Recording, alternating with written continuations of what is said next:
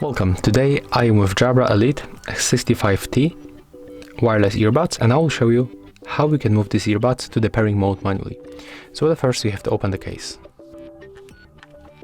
Next, remove both earbuds. Right now we have to click and hold the right one. So click on this button and click and hold it and take a look on this indicator. Right now it means that earbuds are turned off. Next we have to do the same, click and hold it until this indicator starts blinking on the blue color. So click and hold, keep holding, and right now we can release.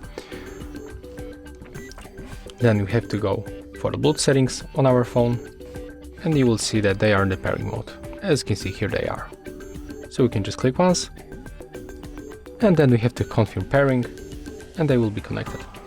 You have to also turn on the second earbud. You can make it by clicking and holding this left button for 3 seconds, because in this one on the right we get only one button, and here we got the left and the right. So click and hold.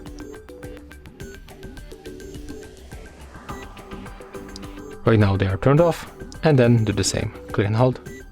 Right now they are activated. So as you can see, that's how it looks. That's how we can move them to the pairing mode manually. If you find this video helpful, remember to leave a like, comment and subscribe.